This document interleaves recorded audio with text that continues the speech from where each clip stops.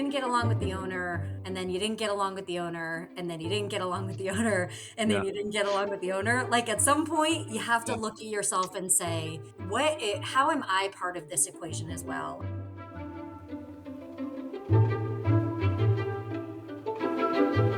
Welcome back, ladies and gentlemen, to another exciting episode of the Jaded Mechanic Podcast. With me today, very good friends of the podcast. They are people coming from Promotive, our good friends at Promotive, who support us in such a great way. I have Miss Kat Ayers and Brian Burris with me today. How are you guys? Good. How are you? I'm fantastic, man. I've had a pleasant day. Like I was just saying before we got on air, I took my dog, my little dog, to the groomer, which is always an episode because she doesn't like the groomers. She doesn't really like anybody but me. And she's only a little 6-pound Maltese mix.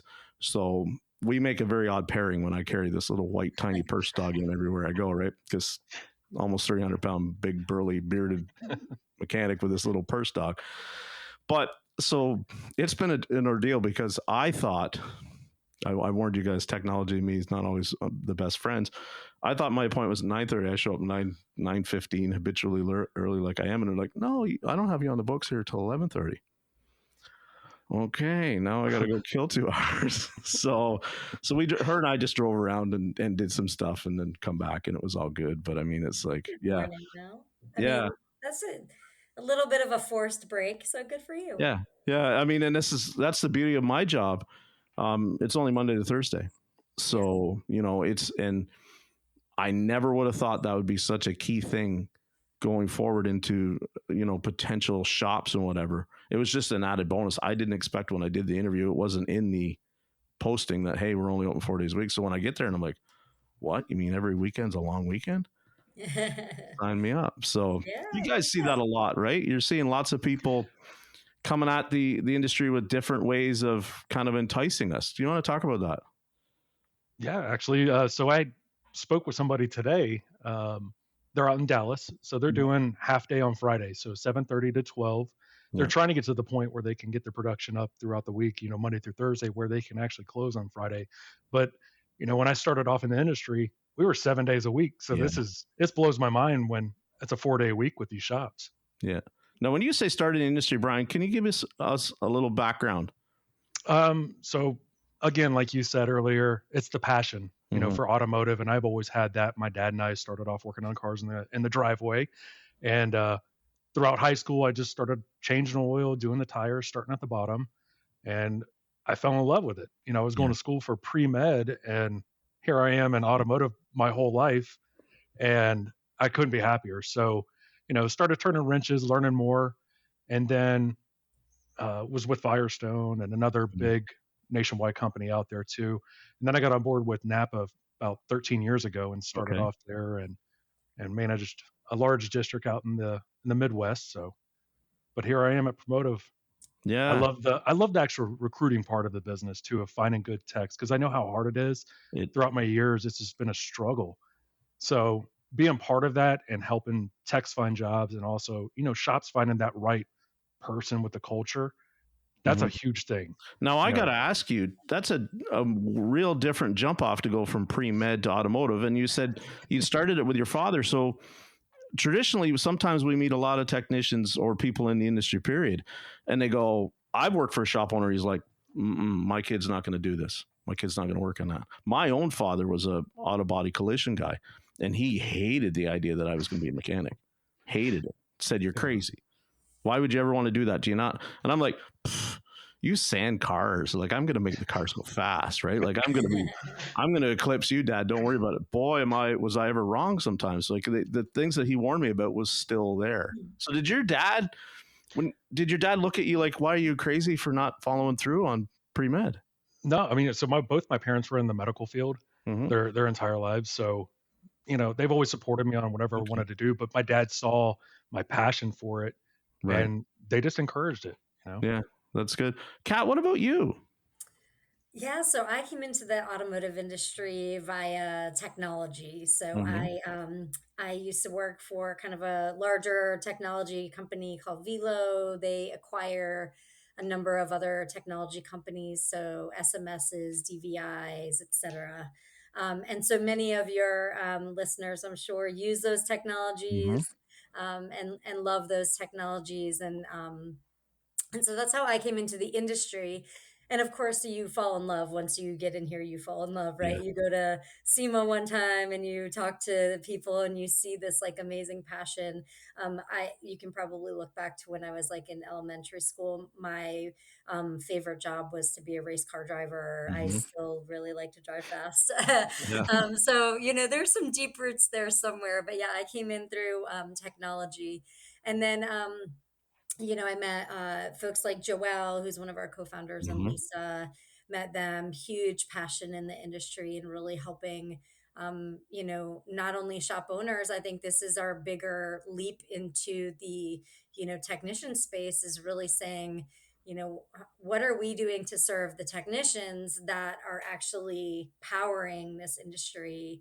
And Yeah. that's where Promotive came in. It's a critical need, and we gotta do better by all of the technicians out there. So yeah, I came on with Lisa and the team, and I do operations. I do HR and finance and all that good stuff. But Mm-hmm. one of my big passions is data, and Brian and I are going to talk a little bit more today about how folks can really own their own data and how Yeah. powerful that is when they're in the job market, when they're asking for that raise, whatever it is. I mean, data is very powerful, and we just want to, encourage your listeners to own their data, and that meaning their statistics and their metrics and all that good stuff. And we'll talk some more about that. Yeah. I admit, I'm self-admitted. I am not somebody that is up to date on, not up to date. I mean, I kind of know what the numbers mean, but it's like whenever I've gone through and done an interview, people that listen to me a lot know that like, you're not going to see, if you say, show me your production numbers, you're not going to get blown away. You're not going to get the true story of what it is that what I am and what I can do. I've always challenged with it's like, I've got notebooks that I could show you like wacky, weird, complex diags. I can show you the work orders and stuff that and the process that I went through to that, but my numbers don't ever reflect that, right? So Mm-hmm. it's like as I'm aging out now and I'm seeing all these things that people are talking about, you got to know your numbers, you got to know your numbers, you got to know your numbers. It's like I'm playing catch up again with that. Yeah. Like it's like trying to get on board with that. Kind of give us, because we all know the big one, right? You want to know what's your production, right? What are your average on that? We all kind of know what that, but can you touch on some other ones, guys? Yeah, I mean, so obviously the big one is production, flag Mhm. versus turn hours. Um, being able to, excuse me, being able to have some kind of data that you can take in front of somebody, like Kat had mentioned. You know, when we have a technician that we're interviewing, we'll ask, how many hours a week are you turning? But Mhm. they can say 80, they can say 100. Right. We're never going to know that. But if you Yeah. actually look at that data and you can provide that to us, that's another selling point, especially when we're selling the candidate Mhm. to the shop. So again, going back to knowing your numbers, there's other aspects too. ARO, right? That's a Yeah. big one. We want to see, a shop owner was going to want to see, what are you recommending, when a car comes in? Mhm. So not only just for the service advisor, I mean, that's a big one for the service advisors, correct? How much can you sell? Yeah. But how much is the technician actually recommending?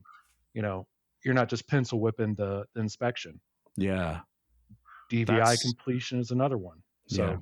So Because I can tell you from a former dealership tech, a lot of that was a pencil whip.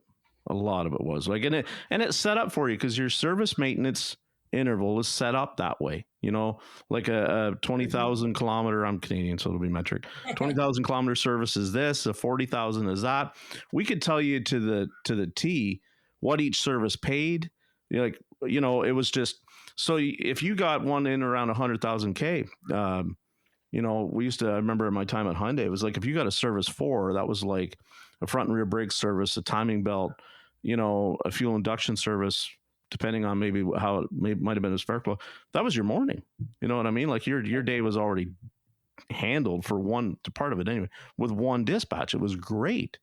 Now I'm seeing that is going away. And then I'm seeing it's like the DVI thing is very new for me. And it's like, so a lot more thorough inspections have to be done in order to find the work. I mean, the work's still there, but it's like now how we have to go and document it is even more critical. You know, it's not it's not an obstacle for me, but I talk to a lot of people that are like, I'm struggling with it, you know? Yeah. I mean, and again, you guys both mentioned knowing the numbers is important. And to your point, I think, Jeff, that it's not the total story, Mm-hmm. but it is such a big part of the story. And it's a big part of the story even post hire. So the numbers can help us not only sell the candidate at the higher rate or the higher bump once they hit their productivity thresholds, et cetera.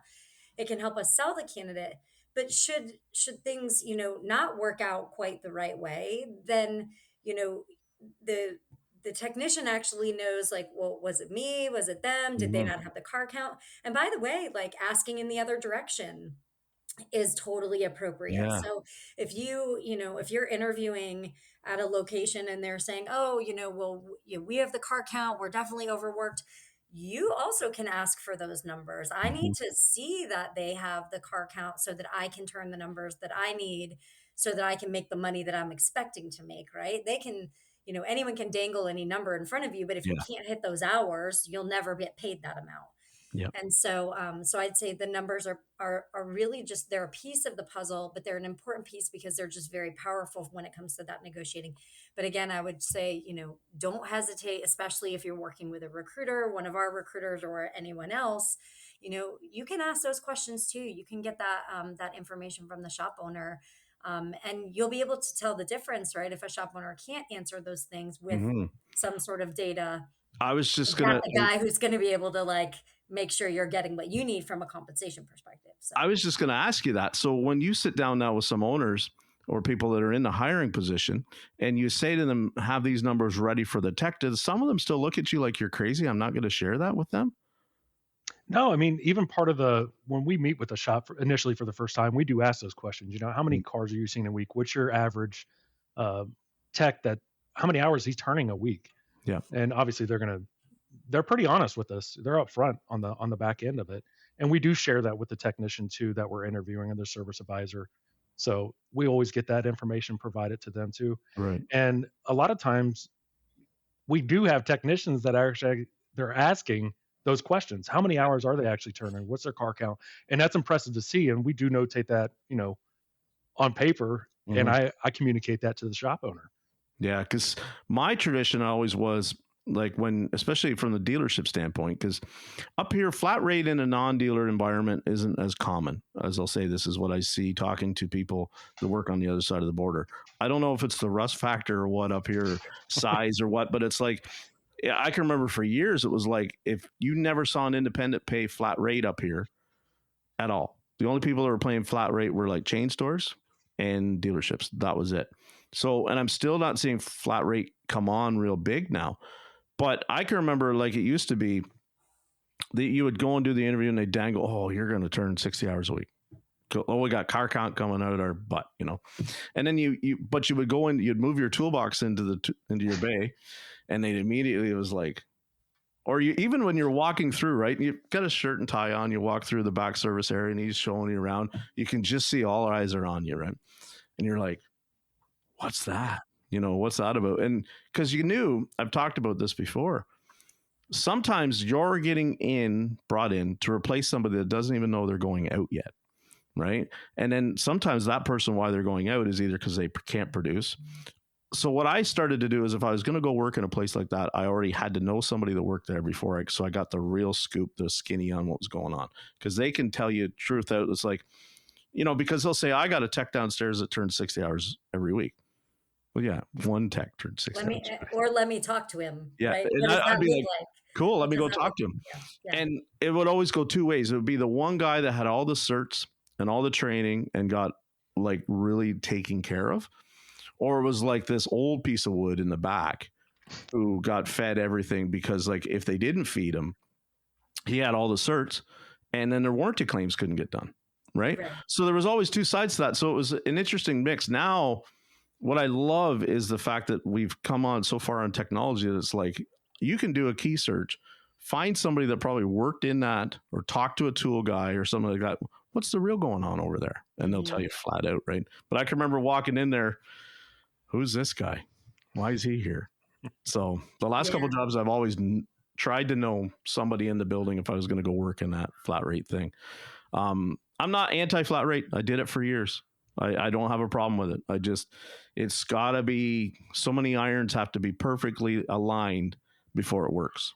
I'll say that for sure. I've seen it go off the rails too many times. I've seen whole shops that don't produce because, you start to needle down on the people. Like, oh, can you just do that for free? Can you just do that for free? And then all of a sudden it's like they have no motivation to turn hours because they feel no matter what they do, it don't work. And then you've got a whole bunch of people that it's like you can't motivate them because they don't trust. You bring in a new manager, you bring in a new advisor, they don't trust that they're still going to get treated better. So it's tough. It's tough. So we talk about production. ARO, can we kind of touch on that a little bit? Because that's something that, like, from the tech standpoint, I don't see how I have a big factor in the ARO except to do the DVI. Right. So absolutely. I mean, like you said, you don't, as a technician, you really don't. You're relying on that service advisor. But one thing you need to look at too, we'll touch back on the inspection process. Are you actually recommending the services that need to be done? Right. Yeah. If you're pencil whipping it and you're just blowing through the DVI or even the paper inspections like we used to do back in the day, you're doing a disservice for yourself. Yeah. Because you're not giving the service advisor a chance. So AROs, right? We can't as technicians control that, but have a goal, right? Make sure you're actually doing the DVIs 100%. I don't know how many times I've seen inspection papers come up and from the L1 tech and you didn't sell anything. Well, you didn't put anything on the ticket. Yeah. How many times have I gone back and given it to them? It's like, come on, I know you pencil whipped this one. So, do yourself a favor and actually do the inspections, and then put the ball in the service advisor's court. That's their job to sell it. Yeah. Yeah. Give me 1 second, guys. I got to shut my window. My doggy's barking. I'm just making sure that nobody could hear my dog snoring.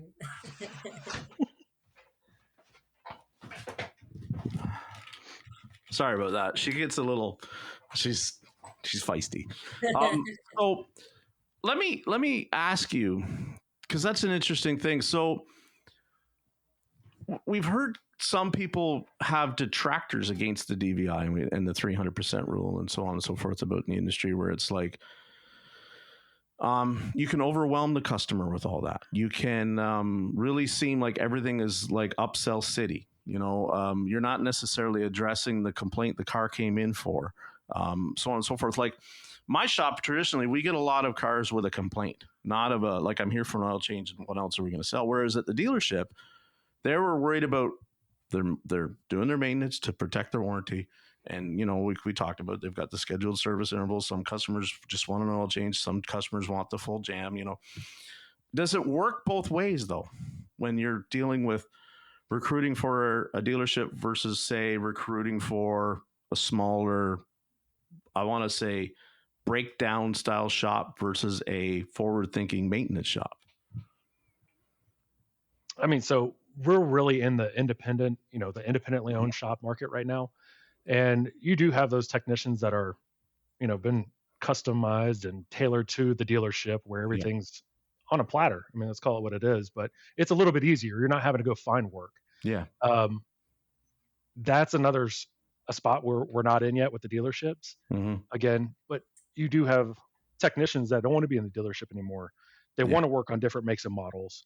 So get out of the right. But also, I think it is important to think about the difference in the ability to turn that many cars, turn that many hours, turn that many jobs, because they are similar jobs over and over again, which is, it causes the boredom, but it also causes a bit of a change management issue, so to speak. I'll just call it that because I don't have a better term for it. When somebody is trying to transition to an independent dealership, right? So to Brian's point, they didn't have to go hunt for their work, right? Their Yeah. work was kind of planned, scheduled. There are a lot of front office people. They don't have to necessarily talk to a client or a customer ever. Sometimes in an independent, you end up trying to explain something, Mhm. that kind of thing. So I think it can cause a little bit of a transition. I think our account managers, certainly with our company, really try to take that into account when they're looking at fit for somebody going in both directions. But I think it's a good call out that the type of job matters, the things that you can control. Meaning, if you're in the back, you're the DVI and you're trying to get the information up to the service advisor, your relationship with the service advisor is what you're showing off there. Well, You might not be able to increase the arrow specifically, but your relationship with the service advisor is also then helping them to ideally upsell. So it speaks to the relationship. Again, the data is speaking to some portion of the story. And that just might be, while I can't write up the RO myself, because I have such a great relationship with my service advisor, I'm able to talk to him more kind of crisply about why he should stress this job versus this job right. with the customer, which can help in the long run drive up the arrow. So I think it's a lot of those points are super valid, and they're points that we certainly try to take into consideration. I think these are good reminders from the technician level, like how do we normalize for that? How do we prepare people for interviews to ask the right questions around those types of things, et cetera? It's a crucial relationship, the advisor and technician. I know my best partner I ever had at a dealership was an advisor that I knew. Like, he'd go to war for me and I'd go to war for him. I was willing to help him out with a problem car, with a problem customer, because I knew that he would put me out in front then to make Yeah. sure that I got taken care of in return. Like, it was a you scratch my back, I scratch yours type scenario, right? Yeah. I think that that's getting lost a lot lately now with and then and I don't know why. And I've I borrow a lot of arrows for that. A lot of people, oh, you're so and so's favorite tech. No, that car came back 4 times. Nobody else could fix it. Nobody else wanted to. I fixed it. Now that customer only wants me, Yeah. right? And then you can build that within the business. So it's it's a weird dynamic, because I've also had advisors that it's like, I wanted to choke, you know what I mean, or they didn't want to pay me, or so we'll make it up on the next one type thing. That running joke in the industry. And uh, Brian, I've heard lots of technicians. I've interviewed lots of technicians, and they talk about. Give me some insight from the Firestone perspective. What's like? Were you able to have that kind of relationship with advisors there, or is it kind of, because it's a corporate thing, is it a little more squared off on what is not allowed? If I No, can. you actually have that relationship Mhm. still with the guys in the back, right? Um, we're working side by side with them. I'm going to go out there and talk to the technician before I present this to the customer, get a better understanding of what I'm going to sell. How Yeah. do I explain this to the customer in layman's Right. terms? But I think even with the corporate structure, you're still going to have that relationship, that one-on-one with the service advisor and the tech. So I struggled because, I mean, I had one guy, who was, like I said, I trust him with my life.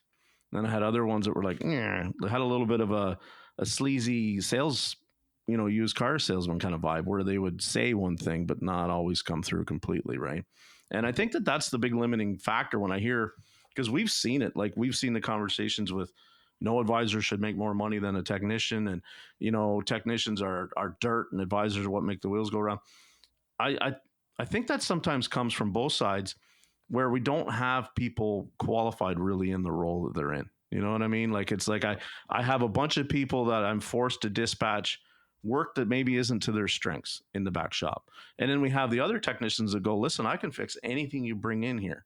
I just need you to be able to sell the time it takes me to do the job to the standards that you want done.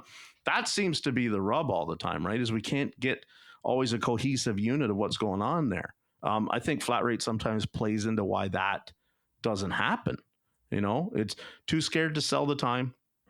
And then you have the other tech on the other side. It's like, I went down a rabbit hole on this diag, and now I don't know what to do because I'm not getting paid, right? Like, it's a tough thing. How do you work around that? So I lived by this term back in the day. I didn't buy it, I Mhm. didn't build it, and I didn't break it. Yep. I mean, let's be honest here. It's our job is to inform the customer to make them aware of what's going on. Um, Obviously, you're in their pocket, their car's in the Mhm. shop, and it's broken. But you just have to be honest with them of, this is what it really needs, and Yeah. the time that it's going to take to figure out what it is. So we're not just slapping parts on the car Yeah. and wasting your money, wasting our tech's time, or even the parts companies delivering parts down there. So being able to explain what we do during a diagnosis Mhm. of that particular thing, I think helps. And like you said, you get the shady car salesman guys out there. What we really try to do is match that culture to the shop, and that's a big part of it too. So we want to match the service advisor to the tech, and vice versa. Yeah. We want to fit that so we don't have that disconnect between the shop and the front office. Mhm. Yeah. So kind of give me another critical number that I'm not thinking about, because like when I was sitting here going through this morning, I was like, well, if somebody asked me, a numbers kind of thing, I could tell them that like I don't take 10 sick days a year. But I mean, what's some other numbers that the tech needs to be more aware of? A lot of, just thinking back recently, what do we all do when we go to buy something or we go to a restaurant? Mhm. We look at reviews, right? Right. Everybody's a review driven business now. Um, One thing I got thinking of too is, how many reviews do you get from that customer that call you out online, where you know everybody at the shop by name? How do you do that? How do you reward your tech for doing a exceptional job? Yeah. That's another way to look at it too, because one, technician's going to get rewarded if we get a review, right? Let's buy them lunch or something. Mhm. Give them an Amazon gift card. But also that's going to benefit the shop. So that's another measure. If I had a review, I could go on Google and it mentions me specifically, and I'm Right. going into, hey, bam, look at this. This is what I could do for your shop too. That's a great point. Yeah. Yeah. So that's one thing I think about too. Yeah. Social media has really changed that too, because it's like the last employer I had before coming here was the first employer that ever had me like in Facebook videos. You know what I mean? Or Facebook posts by picture and by name. I mean, there was my bald head working on something, like so that was I would have never thought in 98 when I started doing this that would ever be a thing. You know what I mean? Yeah. That we would see me in a Facebook post. Yeah. So Well, I would even add on to that a little bit more when I think about, in a I come from a technology background, so had a manager, and I had quarterly check-ins or quarterly reviews or annual reviews, and in those kind of very bigger formalized companies, they're formalized and they're in a system and all that kind of stuff. Like, you can write a self review anytime you want to. And mhm. included in that self review can be, what are your numbers for this quarter, and what were the particularly interesting jobs that you worked on, and think about how could you work with a service advisor to get more of those. It feels odd the first time you do it, but I would say, again, these are just little scorecards and little nuggets that you just write it down, you put it away. And when you're interested in looking for a new job, when you're interested in having a conversation with your current manager about a pay increase or something like that, you have documentation of your Google reviews. Brian just brought up Mhm. you've got trends, even if it's just once a quarter, you pull your averages, right? You have trends over time of your average RO going up, and things like that. So what are the other things that, like, you would want a manager to tell you? You can do a self review. You can Yeah. also ask your manager for a review, and particularly if you have a good relationship, I think those are good things to ask for. But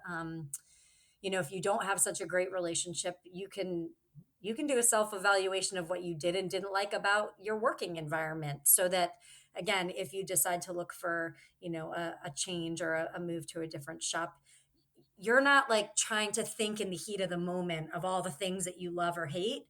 Rather, you've kept up over time. And I learned this the hard way. I asked a boss about 15 years ago for, I'd say, a significant raise. I did compensation for part of the company, so I knew what other people were making with my title, et cetera, et Mm. cetera. And I asked for a raise, and he I felt like patted me on the head and said, "Oh, good puppy," Yeah. right, and like kind of shooed me away. Well, when I came back the next year, I had like a 9-page self evaluation with every bit of data throughout the year of projects I had worked on, of revenue I'd found or saved, or billings that had been corrected, or whatever those things were that mattered. Um, and I had a whole slew of data. And so that conversation was like a no brainer. Like, what's he going to say? I have a year's worth of data in front of me. Yeah. So, again, I'd say those are ways that, as a technician, you can really own your data, your information, own your career. Again, I will always plug our company to support you in any way we can, but like, you can do this on your own with a Google document and, and basic typing skills. It doesn't have to be complicated. Yeah. I have a good friend, fellow podcaster, Joshua Taylor, and he instructs a lot of his young people that he's kind of nurturing into the industry to Yeah. journal what they do, journal what they solve. And so for me, way back when, what kind of set me on the path of not against production, but where production to me, it's a trigger word. It's because like I kept photocopies of the work orders of the cars that came back that I had to fix. Right. So then I had this stack, like I had a 200-page notebook equivalent of work orders and handwritten notes on it, what I had to do, where the fault was. This is before cell phones, right? We're going back like pre Y2K. And so when it became time and it's like we had to part ways, and somebody didn't understand my numbers because my numbers were not documented. I was the guy that went to, when the car come back, here, fix this. And there was a lot of unapplied time, a lot of unbilled time, right? Just fix the car, make it right. Cool. No problem. I can do that. I was paid hourly. When I then submitted this to them and said, here's this, they kind of had mouth open, eyes wide. And I was thinking about that today because I was like, I would love to still have that book. Yeah. Like I left it sitting on the desk. And in hindsight for me this morning, as we're thinking about this, is like, I should have picked it up and taken it with me because it'd be so cool to go back on it now and look. And, some things I would have been so proud of at the time of fixing that. And now it's like every tech that's worked on that product line is like, oh, yeah, that's common. Like we do that all the time. But I was one of the first to find it. You know what I mean? Like spliced S236 buried underneath the carpet that's all green and corroded. I was the first one in my area to find that. Now there's a bulletin about it, but that was me. That's kind of what I tell techs all the time. Yeah. Documentation is so important. It's one thing to just like fixed car, repaired wire. Like you got to go more than that now, because it's like when I'm selling myself to an employer, and that's what a lot of it is. It's selling, but it's me interviewing the business. I don't look at it as they're interviewing me. I look at it as straight up as like they need me more than I need them. Unfortunately, with the technician shortage the way it is. So I need to really flesh them out. So I'll go in there and I'll say, I've taken this course. I've fixed this technology. I've fixed that technology. What do you do when those kind of cars come in? And sometimes they roll right through with it. And other times they look at me like, wow. Well, then that kind of, wow, you're not there yet. I have to look at it and go, okay, maybe I'm not going to get the stimulus there from this job that I got from the previous one. And I have to maybe make a lateral shift to where I'm not going to fix so much. I'm just going to produce here. Or are they hiring me to bring in that level? That's the other thing too, right? It's tricky. It really is. Yeah. Yeah, I agree. Choosing that career path also, what's interesting to you, I think is hard. And it's hard to reflect on that again without having, to your point, a journal or something where you can look back and say, oh, those times where I got to coach other people and teach them how to fix, those were more interesting to me. I can see those were more interesting to me than the times where I had to be head down by myself, just fixing away. Right. So now I know that I really like to collaborate. So when I'm, looking at my next role, I can say, I really like to collaborate. So when I'm evaluating that shop, to your point, the technician is interviewing the shop as much as the shop is interviewing the technician. You can ask those questions. You should ask another tech or another service advisor, what does the collaboration look like here? Are you, it's like everybody likes to say, yeah, oh, well, we do pizza once a month or whatever, but like, do you like choose to eat lunch together sometimes? Like, do you do truly like each other. Like, I mean, when we go on some of our company trips, like Brian and I stay in the same house. There are like 12 of us in the same house. We like each other enough that we're eating breakfast, lunch, and dinner together, Mhm. right? Yeah. So, not that everyone has to be like, but I do think if that's the thing that makes you happy in what you're doing, then you got to focus on that and you have to make sure it's part of your culture. So, I think and that's it's different for everyone. I think it's very telling because like the running joke used to be if you want to take a room in the dealership and build it that nobody will sit in, make it a lunchroom for the techs.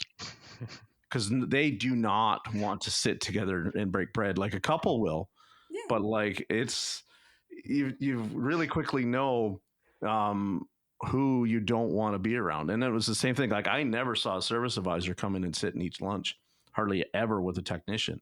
Too many times. I mean, when I worked at the Nissan dealer, we would do that, but very quickly it became like the one advisor that everybody liked, she left. The next one that kind of came in, you could kind of see like the dynamic in the room shift. And it wasn't like it was not welcoming. It was just like, okay, this person really isn't a fit here. Yeah. Right. So all of a sudden it's like the technicians, because let's be real.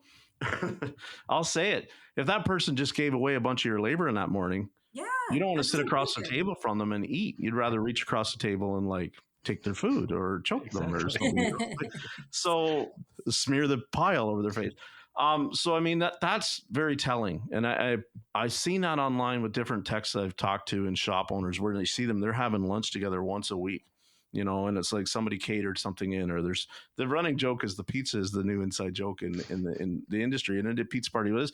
But I think it's very key if you can get everybody to sit down and kind of like in a circle or relatively close, like yeah, if you got a guy and he grabs two slices and goes back over his toolbox, Yeah. that's that person. I mean, I can't say that he's a problem or she's a problem because I don't know. I'm not in that dynamic, right? But I see that a lot, and then I see the other ones, and it's like, man, I wish I had that. It's I'm jealous of places where they can sit together and they can do it. I think it's if you're going to spend money on marketing or you're going to spend money sometimes I think on just feeding your staff. I think sometimes the feeding staff can be a better turnaround. You know what I Absolutely. Yeah. mean? Yeah. We've had goals before, hit a certain number or Mhm. ARO for the week, and we're not having a pizza party. I mean, we're getting fajitas or Yeah, whatever catered in. It's yeah, good stuff. So yeah. we all strive to hit that. And like you said, you have those techs that go out to their toolbox and will just stand there and eat. But the shop I was at, we literally, I mean, we were still answering phones and everything, but Mhm. we came together inside. Guys could come inside and cool down, and Yeah, we sat around and just BS'd. yeah. We had that good culture in that shop. That's So that's key. When we talk about shop culture, do you is there red flags that you see? Like, because I used to always be worried about when people would look at my resume and they go, I must look like a red flag to them when they're hiring me because it's like, he's had 10 jobs in 7 years or 5 jobs in 10 years or whatever. Well, this technician doesn't stay around anywhere. Like, is there key markers you guys look at when you're looking at somebody to place them? Or is there things that kind of stand out that you kind of go, I wonder? Or do you kind of like give me some feedback on that because I that's fascinating for me from the tech standpoint, right? yeah, Kat, I don't know if you want to touch on it. I can too. I see it every day. So Yeah, you I see got red Brian, flags. you go ahead. I'll follow on to you. It is like you said, it's the job hoppy. Mm-hmm. Having multiple jobs, and we're not going to discredit somebody looking at their resume. Can they explain it though? Oh yeah, Right? It's not, oh, I didn't get along with the guy at the shop or they didn't have enough car count. We understand that's going to happen. But what did you do to increase your productivity? Did you do anything there? Can you explain it mm-hmm. in a nutshell? Why did you have 20 jobs over the last 6 months? Right, So yeah, Yeah. Yeah, I would say it is hard, and I can imagine being in the technician's shoes. Like, there's money across the mm-hmm. street. There is money down the next town over. And so, I can very much appreciate that that's real. That's real money for families. That's real money for the community, and that. So I don't ever discount somebody for making a choice like that for their family. A, Yeah, a couple of things I think that I would call out. Number one, look at total compensation. mm-hmm. Total compensation is really important. And I understand that hourly pay is number one. How much cash are you taking home? It is for all of us, right? Number Yeah. one. what cash am I taking home to pay my bills? So I think that's super important. But you do have to look at paid time off. When do you get that paid time off? How often do you get that paid time off? Does the shop close the week of, for us, the 4th of July, for you guys, Canada Day, whatever Yeah. that, you know, and are you paid for that? You know, what what does the opportunity look like to grow? Or is there, and I'm not just talking about like, can you go, online in a portal and take a class on like real opportunity to grow, Yeah. to do interesting jobs, to go maybe to a training, is it you go away to a training once every 2 years? It doesn't have to be every year, every 6 months, but is there investment in the growth of the team? Um, and is the business run, fairly well? And I think, again, you can ask some intelligent questions and things like that. But I would say, so just take into account those things before, you're going to get itchy at like the next dollar, right? The Mhm. next dollar isn't necessarily the thing that's going to solve your problem. And then I'd say the other thing, tagging on to Brian, is, um, if you didn't get along with the owner, and then you didn't get along with the owner, and then you didn't get along with the owner, and then Yeah. you didn't get along with the owner, like at some point you have to Yeah. look at yourself and say, how am I part of this equation as well? I am Oh. not saying that I have gotten along with every boss. Believe me, I have left jobs because of bosses. I have also gone to jobs because of bosses.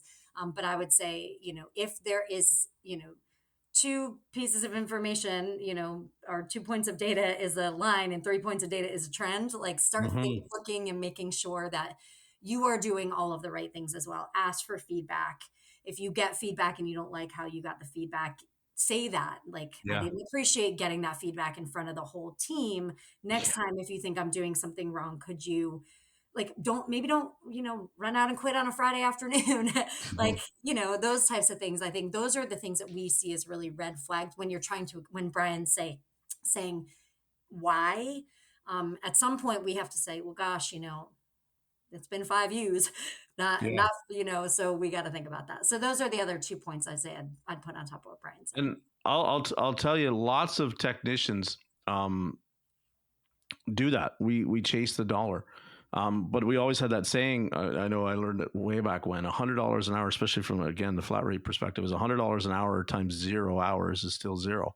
Yeah. And I see, well, my guess that just was I had last week, who his part two will drop on Tuesday. He left a job where he was at like 36 an hour hourly rate to go for 45 flat rate. And he was like, oh, I can't wait. I'm going to do all, it did not work out for that young man. Right. So you got to always keep it, compare apples to apples, not pineapple to bananas, because there's completely two different things.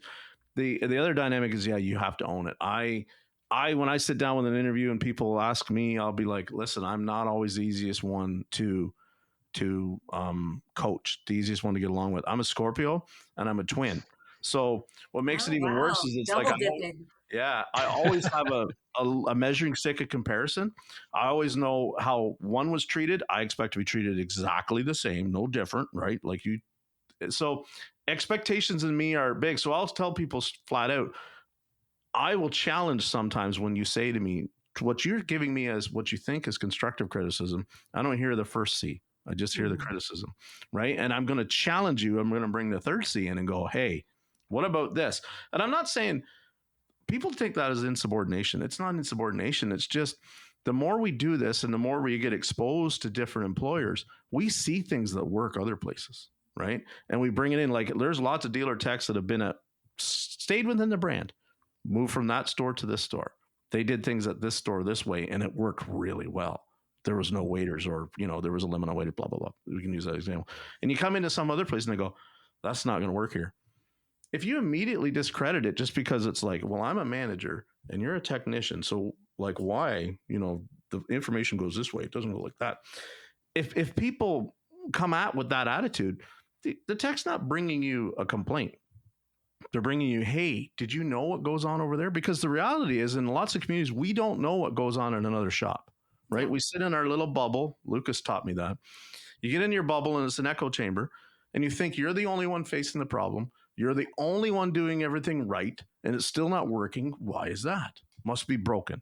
Well, it's not broken. You're just so closed off to how somebody else is doing it. And so I'll challenge when owners that are listening to this, when a technician comes to you and says, hey, we did something like this way, don't immediately go, well, if it really worked, you'd still be there. No, that's not what they're saying. They're just saying, we didn't do free diag and it worked really well. Or, we didn't have 200 waiters with no appointments and no, like, it really worked. Yeah. You do stuff like that, just be open to the input, because the wonderful thing about the internet now is that as much as we want to keep different groups where it's like, okay, shop owners talk over here, technicians talk over here, everybody still knows what's going on in all places, right? I think back to when COVID started, there was a dealership that had all their technicians on a guarantee. And this dealership, as soon as the COVID hit, they immediately took all the technicians' guarantee away, gone, just like that. And it made, pretty much within our industry anyway, made national news. Like, this poor lady's business got dragged through the mud, because it wasn't just in the fact that how she did it or what she did, but how she did it. And, the first person technician that kind of asked the question, she terminated him on the spot, just like that. Done. Wow. Well, it hit a Facebook group that I was in a minute, and it just exploded to where she had to, like, close down her Facebook account, get out of the whole thing, because it was like, it was blowing up. Yeah. So it wasn't to say that, like, they were a bunch of crybabies, but, like, and again, COVID scared a lot of people, right? Totally. I get it. But all of a sudden, I don't think she understood the power of what a whole lot of other people that were scared to death, technicians that were worried about it. When you do something, you put yourself out there, though she was very prominent. And so when you put yourself out there, all of a sudden, look out, because it's on the internet. You're not safe if you don't want to be safe, right? Like, it's all in how you handle it. I don't claim to be proud of it, but it showed me back then the power of what online can do in terms of uniting people into whatever you want to call it at the time, a fixed enemy or whatever. It was unification. It was really cool to see. So yeah. I don't know what became of it, where they are now. I mean, that's just like anything else on the internet. Here they gone tomorrow. But it was a powerful thing to see. It was really something. So it changed. COVID changed the dynamic of how a lot of shops run. Yeah. Well, I would add, I guess, going back to the constructive criticism and conflict, and if you add a different C and you change it to curious, if folks are just a little bit more curious about that reaction, instead of thinking it's like a insubordination, whatever the reaction is, and the woman's reaction is an example, as she had been curious and really asked a couple of questions about why he was frustrated and what he was scared of and all of those types of things. And same thing, if someone's giving you constructive criticism, they're intending it that way to be constructive, and you're if you change that to curious, I think it changes the dynamic a little bit, right? Yeah. It changes that dynamic. And if you're asking why instead of directing what or how, it just changes the dynamic a little bit. And I think that it achieves what you're trying to achieve, which is, this, we all have to work together. This is a people business. This is a relationship business. And if all we do is conflict and we aren't curious about the why underneath whatever the thing is, the reaction, the people are scared of COVID, they're changing my pay, like all of that. If we respond with curiosity first, I bet it solves a lot of those explosion problems, or where somebody went, viral on the internet for the wrong reason and all that kind of stuff. So I think it's interesting to just flip that just a little bit, and it might help some of those issues. Brian, when you were a tech, what was your struggle with the management in place or whatever? Like what really set you off? Can I ask? Well, there was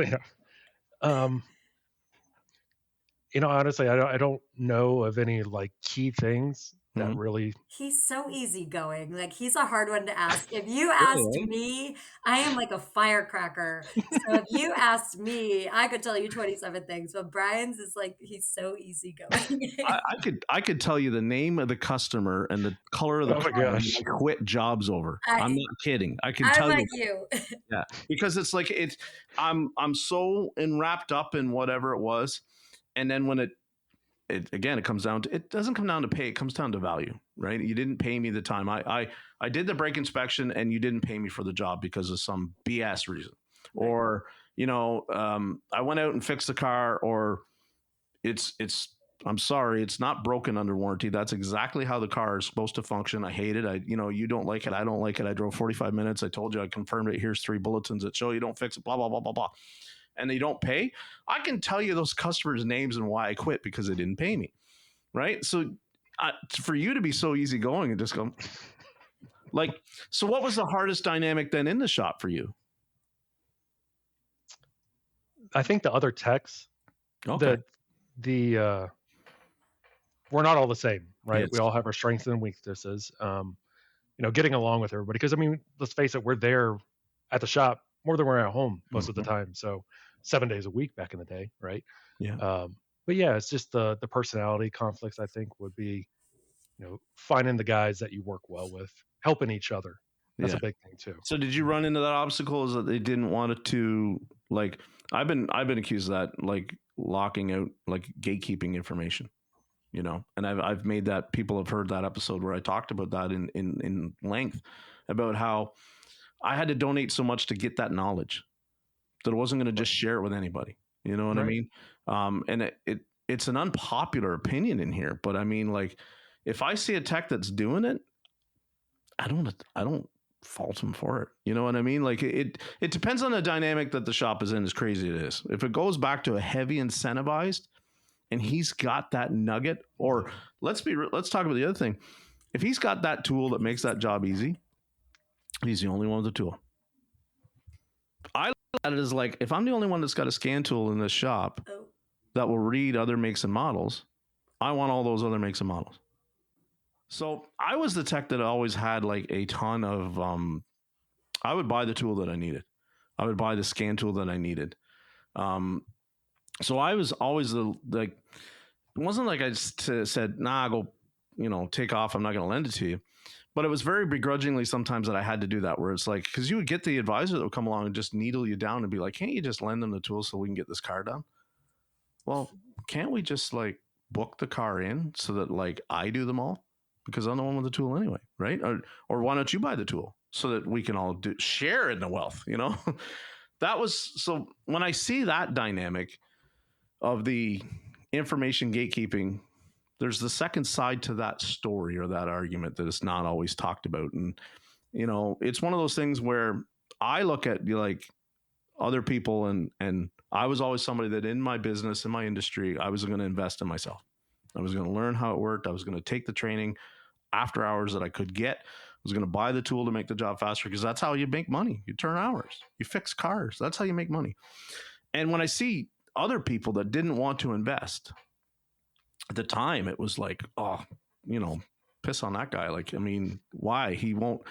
Now, as I age and I realize everybody's got different things going on, sometimes they just can't afford to.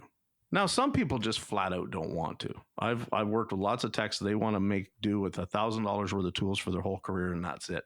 The younger generation coming in, it's like, I want a brand new car at 22 years old making a car payment. I don't want to be making a car payment equivalent into a toolbox every month or tools.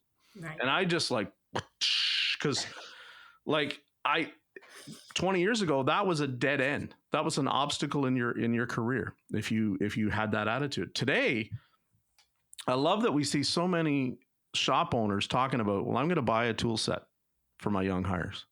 Like, I think that's fantastic. And it goes back to, like you're saying, when I see people that have worked for a shop that had that and they still quit, I'm like, are you nuts? Like, do you not realize that now you need to go and spend $6,000 on tools?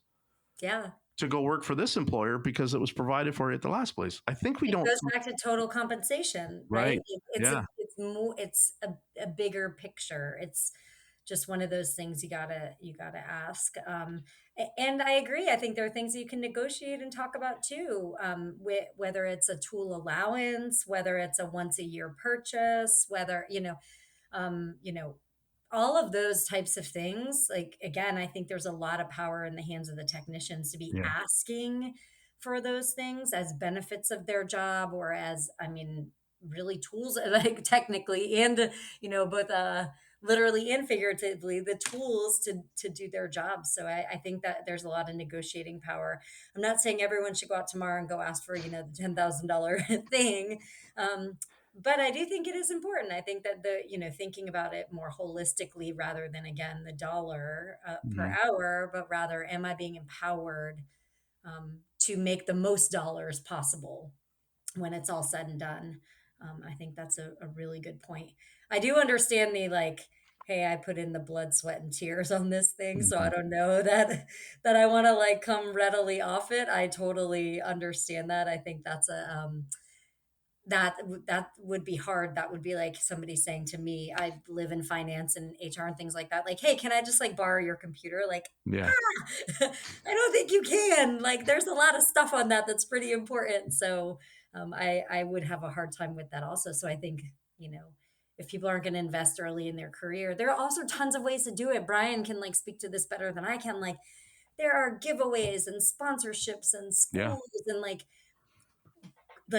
go find a place where you can get a free toolbox, right? Like, Yeah. I feel like if you're willing to show some interest in some things like that, there are lots of opportunities to like go sign up for that raffle or that mailing list or whatever, and you never know. So Yeah, a lot of your parts vendors are doing, Yes. buy 30 brake pads, you get a Milwaukee tool for free. Mhm. Um, you know, going back to the apprentice thing, have those a lot of your I'll plug it, Nap Auto Parts. Yeah. They have an apprentice program for their auto care centers, and it's great. It's a $2,000 toolbox full of tools. Yep. So, and again, don't limit yourself on looking at that dollar, chasing the dollar. Don't forget we about want you to make work. the dollars. We want you to make Absolutely. all the dollars. We will support you in trying to make all the dollars. But Brian's point, Yeah, just quality of life too. I mean, right? So you're going to go across the street, work 80 hours a week, Yeah. only turn 40 for $10 more, like to your point earlier.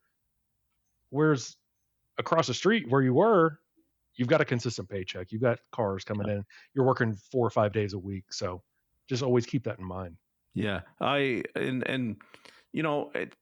I was so my longest tenure at the dealer was probably my best tenure at any dealer, for no arguments about it. It was the best way that I was compensated, opportunity, the whole thing. It was of, the finely oiled machines that most dealerships can be. It was the best in terms of finely oiled machine. The culture was really good. Like, it's the only dealer I've ever worked at, only workplace I've ever worked at, that 10 years later we still talk. You know what I mean? And we used to say at the time, it's like we're all like POWs in the same camp. Like, I mean, yeah. But I think at the time, and going back now, we all look at it and we're like, those were good times. It felt terrible at the time. Like, it really did. Like, it was the stress and this new manager is going to suck. And your parts person that you just hired, Dean, he's terrible. Like, you need to get rid of that guy.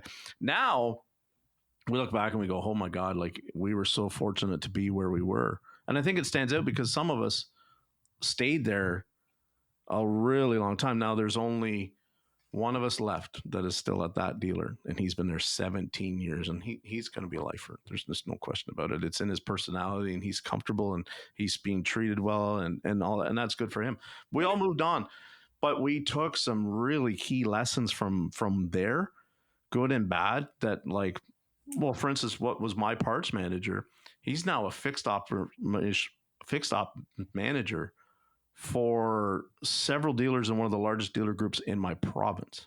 Like, he has really worked up. And when you go back to why did he hit that height? Because he always had the personality, even when he was just the manager of one department in a dealer, that it was like you could go to him with any problem. When he said he would do his best to rectify it, he did. He did. He genuinely brought the effort. He genuinely brought the care. I mean, he was an outstanding manager then, and it's great to see him hit that level. Technicians I've seen, it's a different thing. Like, we have a different trajectory in this industry, and sometimes it's like, because the technology moves so fast, and then I know that I only have, a window where my body can really, really produce. Yeah. And then it's like, I'm not going to be able to hump those heavy line work jobs that I used to do. I can't yank a transmission in 45 minutes, that kind of stuff.